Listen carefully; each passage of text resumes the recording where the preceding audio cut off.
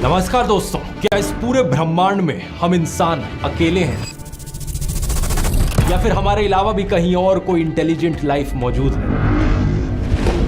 अगर एलियंस सही में एग्जिस्ट करते हैं तो ये सोचना बड़ा स्वाभाविक है कि शायद एलियंस के मन में भी ऐसे ही सवाल उठते होंगे कि कहीं इस यूनिवर्स में वो अकेले तो नहीं। हमारे यूनिवर्स में दो इंटेलिजेंट स्पीशीज के बीच में कम्युनिकेशन कैसे बनाया जाए, इसी सोच को ध्यान में रखते हुए नासा ने कई प्रोजेक्ट्स शुरू किए ताकि हम किसी तरह एलियंस को एक संदेश भेज सके। ये साल 1977 की बात है कि नासा ने अपना वॉयेजर 1 स्पेसक्राफ्ट लॉन्च किया और उसका मिशन क्लियरली डिफाइन किया। हमारा सोलर सिस्टम यानी सौर मंडल की खोज को बाहरी प्लैनेट्स के आसपास से लेकर सूर्य के प्रभाव क्षेत्र की बाहरी सीमाओं तक और शायद उससे भी आगे तक बढ़ाना। सिंपल भाषा में कहा जाए तो ये एक इंटरस्टेलर मिशन था। हमारी मिल्की वे गैलेक्सी में करोड़ों अरबों सोलर सिस्टम्स हैं। इन सोलर सिस्टम्स के बीच में जो जगह है उसे इंटरस्टेलर स्पेस कहा जाता है।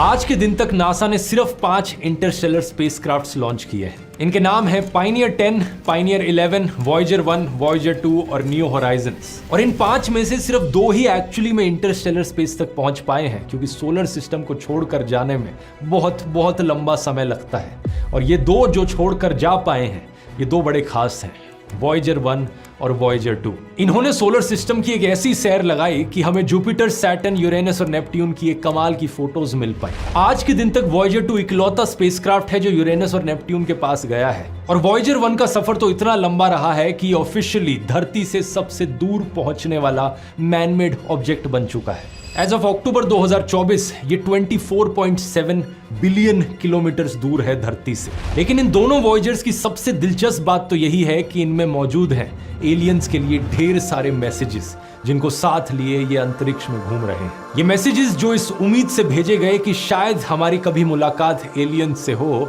और इन संदेशों के जरिए हम उन्हें अपने बारे में कुछ बता सकें। We step out of our solar system into the universe. आखिर क्या छिपा है इन पिटारों में? क्या है वो संदेश इंसानों की तरफ से जो नासा एलियंस को बताना चाहती है? आइए जानते हैं वॉयेजर मिशंस की पूरी कहानी आज के इस वीडियो में।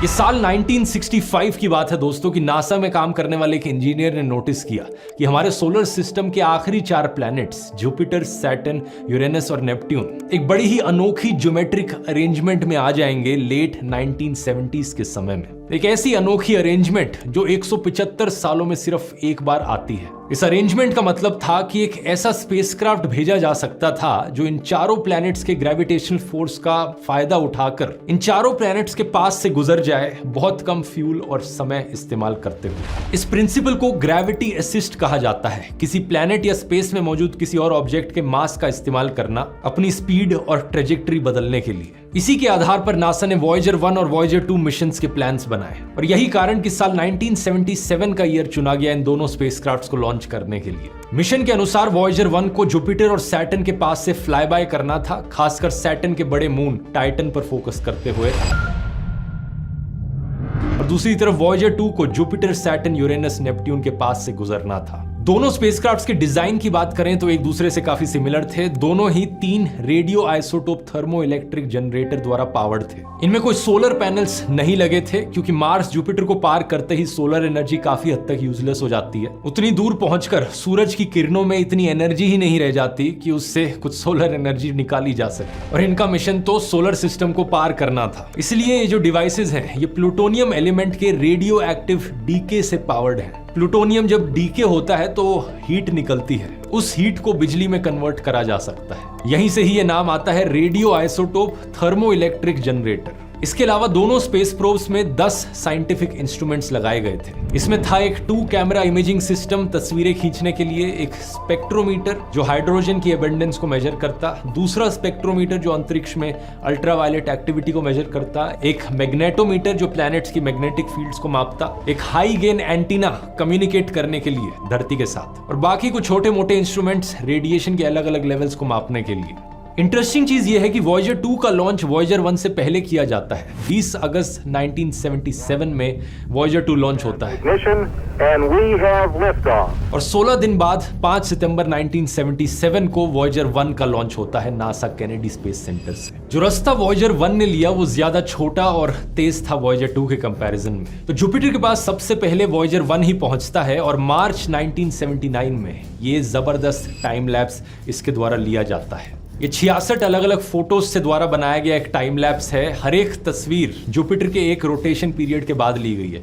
लगभग 10 घंटे का समय लगता है जुपिटर को रोटेट करने में। ये पहली बार था कि जुपिटर और जुपिटर के मून्स की इतनी क्लियर कट फोटोज हमें देखने को मिल पाई और यहीं पर डिस्कवरी हुई जुपिटर के रिंग्स की भी। बहुत से लोगों को लगता है कि सिर्फ सैटर्न प्लैनेट के अराउंड रिंग्स मौजूद हैं, लेकिन रिंग्स जुपिटर के अराउंड भी हैं। हालांकि वो इतने क्लियरली दिखते नहीं है जब तक पास से ना देखो। ये जो जुपिटर प्लैनेट है, इसके मून्स और इसके रिंग्स, इन तीनों कंपोनेंट्स को साथ में मिलाकर जोवियन सिस्टम कहा जाता है। ये जोवियन शब्द Roman God of sky and thunder से आता है, जोव जिसका नाम है, और जोव का ही दूसरा नाम जुपिटर भी है, जहां से इस प्लैनेट का नाम भी पड़ा। अब बात कुछ ऐसी है दोस्तों कि जुपिटर जैसे ही 3 और प्लैनेट्स मौजूद है हमारे सोलर सिस्टम में, सैटर्न, यूरेनस और नेपट्यून।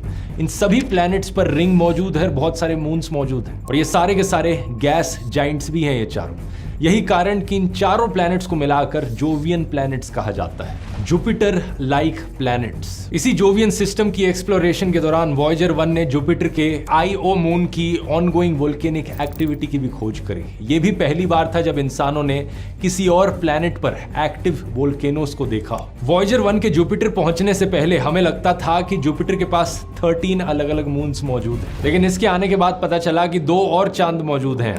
कुछ महीने बाद 9 जुलाई 1979 को वॉयजर 2 जुपिटर के पास पहुंचा और यह और भी ज्यादा करीब था जुपिटर के। इसके पास आने से एक और नया चांद हमें देखने को मिला। पता चला एक और मून मौजूद है जुपिटर के पास। इन वॉयजर मिशंस की डिस्कवरीज के कारण जुपिटर के जो मून्स थे वो 13 से बढ़कर 16 हो गए।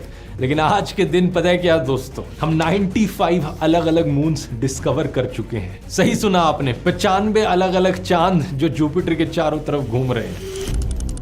इसके करीब 1.5 साल बाद 12 नवंबर साल 1980 को वॉयजर 1 पहुंचता है सैटर्न के पास। इस वक्त तक वॉयजर 1 की स्पीड इतनी तेज हो गई थी वॉयजर 2 के मुकाबले कि वॉयजर 2 को सैटर्न तक पहुंचने में करीब 9 महीने और लगे। सैटर्न पर पहुंचते ही वॉयजर 1 ने 3 नए मून्स की खोज करी, एटलस, प्रोमेथियस और पैंडोरा। हाँ, ये पैंडोरा नाम वही है जो अवतार फिल्म में एलियन प्लैनेट का नाम रखा जाता है, लेकिन असलियत में ये सैटर्न के एक मून का नाम है। उस समय तक सैटर्न के नोन मून्स की लिस्ट करीब 15 तक थी, लेकिन आज के दिन हमने करीब 146 मून्स की खोज कर ली है सैटर्न के।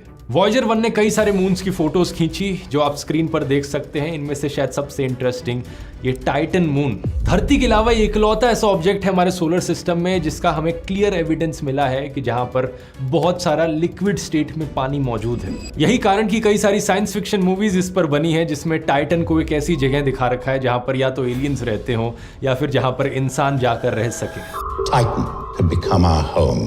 सैटर्न को पार करने के बाद वॉयजर 1 और वॉयजर 2 के रास्ते अलग अलग हो जाते हैं। वॉयजर 2 जाता है यूरेनस और नेपट्यून की ओर। ये पहला और इकलौता मैनमेड ऑब्जेक्ट बन जाता है इन प्लैनेट्स के पास से गुजरने वाला। साल 1986 में यूरेनस के पास और 1989 में नेपट्यून के पास से गुजरता है और कुछ ये फोटोज हमारे पास आती हैं। वॉयजर 1 दूसरी तरफ अपनी ट्रेजेक्टरी बदल लेता है और एक्लिप्टिक प्लेन से बाहर चला जाता है। एक्लिप्टिक प्लेन अगर आप नहीं जानते, ये एक इमेजिनरी प्लेन है जिस पर हमारे सोलर सिस्टम के सारे प्लैनेट्स अपने अलग अलग ऑर्बिट्स में सूरज के चक्कर लगाते हैं। इसे अगर आप 3 डायमेंशंस में देखो तो कुछ ऐसा दिखाई देता है ये प्लेन। सारे ही प्लैनेट्स में कुछ छोटे मोटे डिग्रीज का अंतर होता है लेकिन सब एक फ्लैट प्लेन पर लगते हैं ऑलमोस्ट। लेकिन वॉयजर 1 इस प्लेन से बाहर ऊपर उठकर निकल जाता है। वॉयजर 1 का प्रोब ग्रेविटी असिस्ट की मदद से बहुत तेज स्पीड पकड़ लेता है। आज के दिन ये अंतरिक्ष में उड़ रहा है 60,000 किलोमीटर पर आवर की ज्यादा स्पीड से। इस डायग्राम में आप देख सकते हो रफली वॉयजर 1 और वॉयजर 2 आज के दिन कहां पर मौजूद है।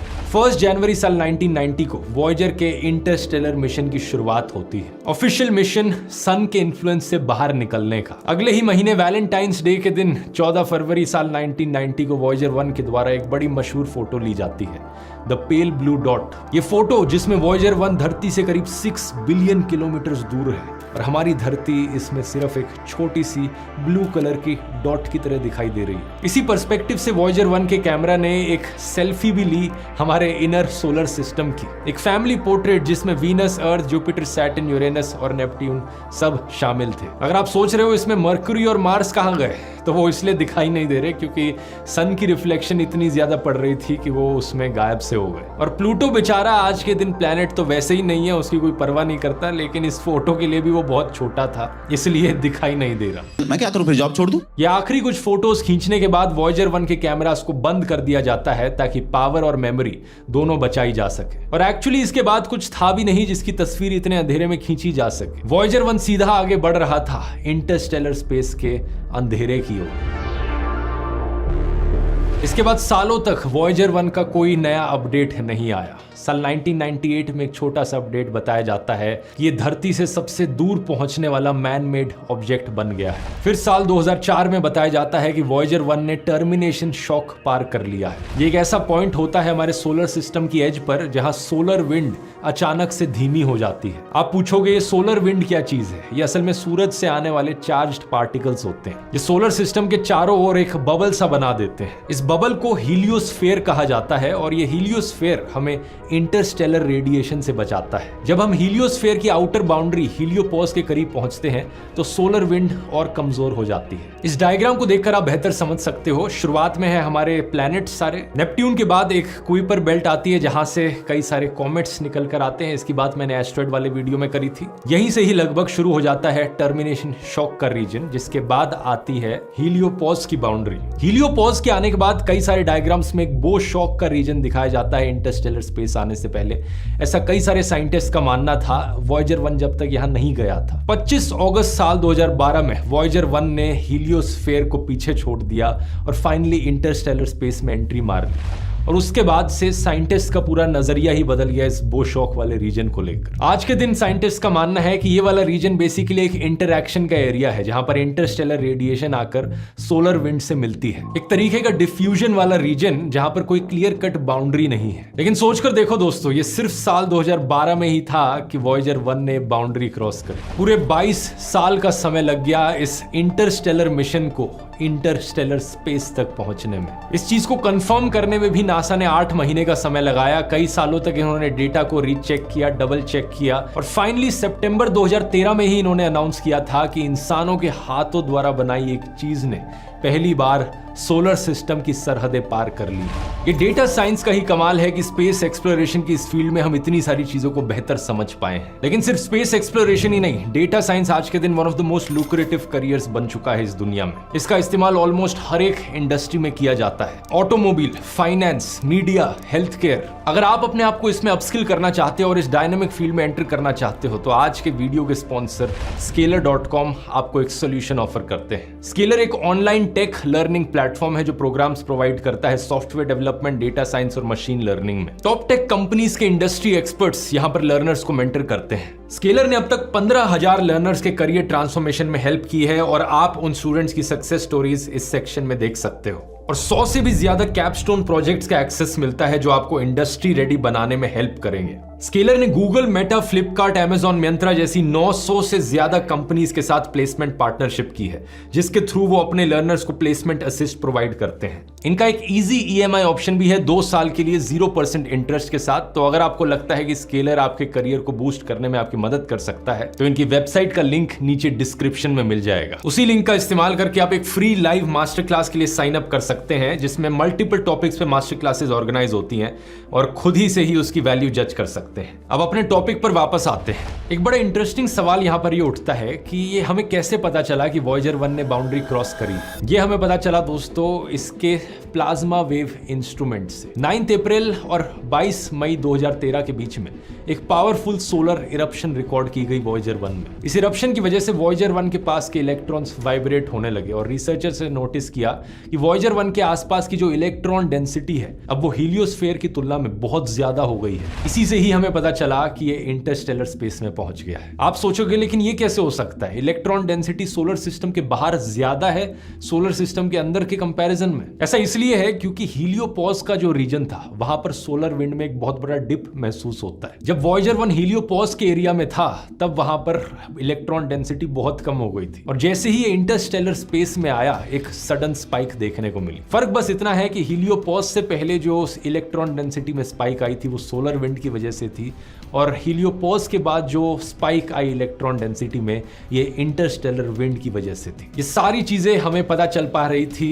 इस हाई गेन एंटीना की मदद से। सारी फोटोज, सारे इंस्ट्रूमेंट्स की फाइंडिंग्स, सारे मिशन क्रिटिकल जानकारी सब की सब इस एंटीना के जरिए ट्रांसमिट हो रही थी और धरती पर रिसीव की जा रही थी नासा के 3 डीप स्पेस नेटवर्क स्टेशंस के द्वारा। ये डीप स्पेस नेटवर्क स्टेशंस भी अपने आप में बड़ी कमाल की चीजें हैं। धरती के 3 कोनों में मौजूद है, कैलिफोर्निया, मैड्रिड और ऑस्ट्रेलिया में कैनबरा। ये तीनों लोकेशंस जैसा कि आप इस एनिमेशन में देख सकते हो धरती का ज्यादा से ज्यादा एरिया कवर करती हैं। अगर आप मेरे व्लॉग चैनल को देखते हो तो शायद आपको याद हो मैंने ऑस्ट्रेलिया में मौजूद इस डीप स्पेस नेटवर्क स्टेशन का एक टूर कराया था इस वाले व्लॉग में। अगर आपने नहीं देखा इसका लिंक नीचे डिस्क्रिप्शन में। जब रिसर्चर्स को ये सारा डेटा मिला तो उन्होंने इसे बैक ट्रैक किया और देखा कि वॉयजर 1 ने एग्जैक्टली कौन से दिन इंटरस्टेलर स्पेस में एंटर किया था और तब ये 25 अगस्त 2012 की डेट कंफर्म हुई। और इत्तेफाक की बात देखिए ये वही दिन था एग्जैक्टली जिस दिन चांद पर कदम रखने वाले पहले इंसान नील आर्मस्ट्रॉन्ग का देहांत हुआ था।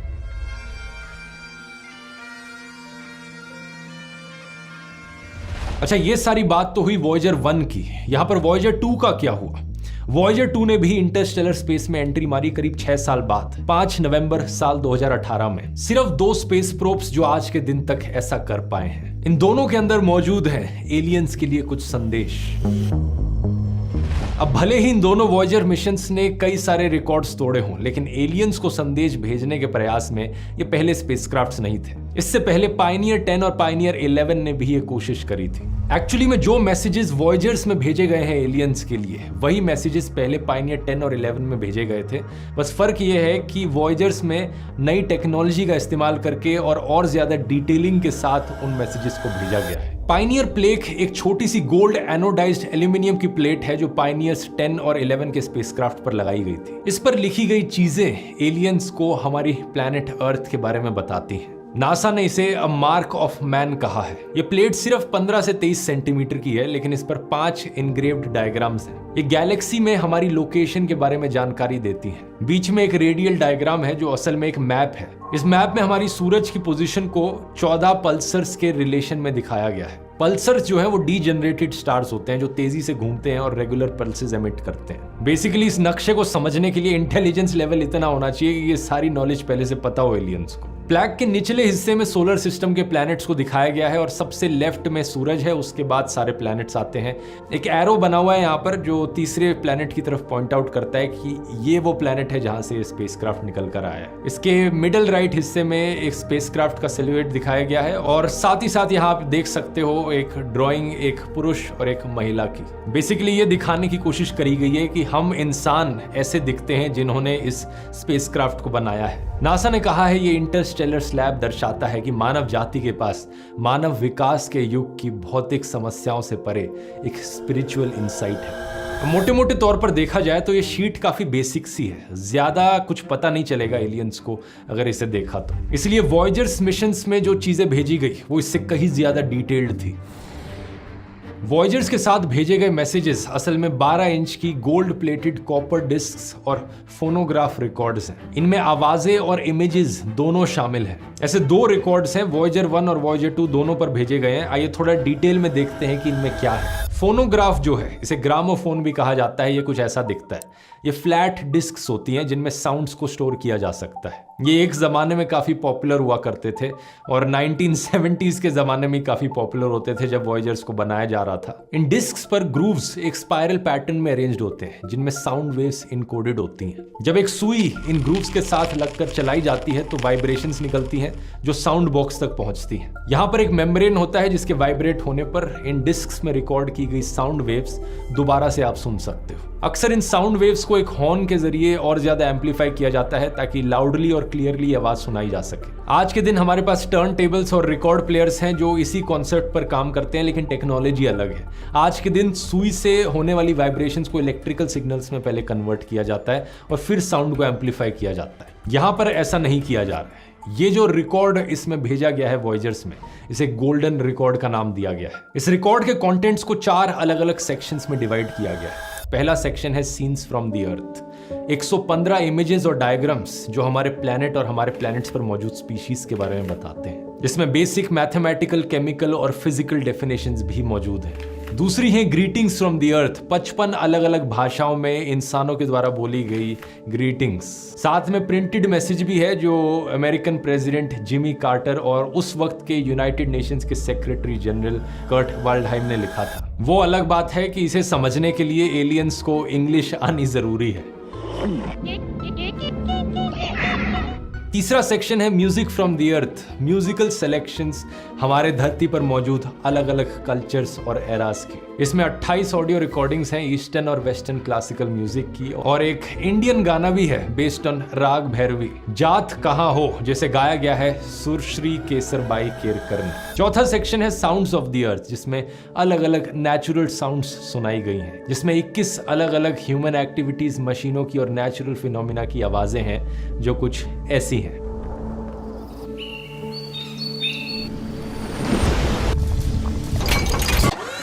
अब जाहिर सी बात है, एलियंस को अगर ये आवाजें सुननी है तो उन्हें इस फोनोग्राफ को ऑपरेट करना आना चाहिए, और इसी के लिए नासा के साइंटिस्ट ने इंस्ट्रक्शंस भी रखी हैं इन डब्बों के अंदर। अब अच्छी खबर यह है कि उन्होंने इन इंस्ट्रक्शंस को किसी इंग्लिश या हिंदी भाषा में नहीं लिखा, क्योंकि ऑब्वियसली क्या चांस है कि एलियंस को हमारी भाषा समझ में आएगी। लेकिन बुरी खबर यह है कि उन्होंने इन इंस्ट्रक्शंस को डायग्राम्स के फॉर्म में दर्शाया गया है। और बुरी खबर मैं क्यों कह रहा हूं, क्योंकि जरा इस डायग्राम को देखो आप। एलियंस का तो भूल ही जाओ, आप खुद ही देखो इस डायग्राम को और बताओ इन इंस्ट्रक्शंस को देखकर, इन डायग्राम्स को देखकर क्या आप समझ पा रहे हो कि फोनोग्राफ की मशीन को कैसे ऑपरेट करना है। मेरी राय में आज के दिन के 90% इंसान भी इन इंस्ट्रक्शंस को नहीं समझ पाएंगे, तो हम कैसे एक्सपेक्ट कर सकते हैं कि एलियंस इन डायग्राम्स को देखकर समझ पाए कैसे ऑपरेट करना है इस मशीन को। इन डायग्राम्स की थोड़ी इंग्लिश ट्रांसलेशन आप स्क्रीन पर देख सकते हो कि एक्चुअली में किस डायग्राम का क्या मतलब है। फोनोग्राफ को ऑपरेट करना वैसे कोई इतना मुश्किल काम नहीं है। एलियंस को बस ये समझना होगा कि कैसे हम इस डिस्क को लें, इस डिस्क को यहाँ डालें और इसके ऊपर ये सुई लगा दें। लेकिन सबसे मुश्किल काम होगा इन फोटोज को एक्चुअली में देख पाना।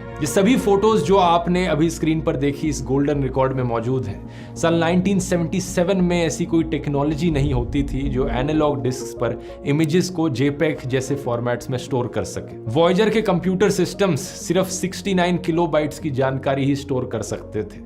69 किलोबाइट्स होता है सिर्फ 0.07 मेगाबाइट। एक इमेज के लिए भी ये बहुत कम पड़ जाता है। 115 इमेजेस तो बहुत दूर की बात है। इसलिए नासा ने इन डिस्क्स पर इमेज डेटा शामिल करने के लिए एक नया तरीका सोचा। उन्होंने इन फोटोज को एक स्क्रीन पर प्रोजेक्ट किया और एक टेलीविजन कैमरा से रिकॉर्ड करके उन वीडियो सिग्नल्स को ऑडियो वेवफॉर्म्स में बदल दिया, और ये फोटोज एक्चुअली में ऑडियो के फॉर्म में इन डिस्क्स में स्टोर्ड है। तो एलियंस अगर इन्हें देखना चाहते हैं तो उसके लिए रिवर्स प्रोसेस करना होगा। ऑडियो के फॉर्म में जो डेटा स्टोर्ड है उसे वापस इमेज में बदलना होगा। ये कैसे किया जाए, इंस्ट्रक्शंस इंटरस्टेलर एनवेलप पर दी गई हैं, आप देखकर पढ़ सकते हैं। ये टेक्नोलॉजी अपने आप में इतनी टेक्निकल और कॉम्प्लिकेटेड है कि इसे समझाने में एक अलग वीडियो लग जाएगा। तो डिकोड करने का झंझट छोड़िए, मैं आपको अब स्क्रीन पर दिखाता हूं इस गोल्डन रिकॉर्ड में आखिर क्या मौजूद है।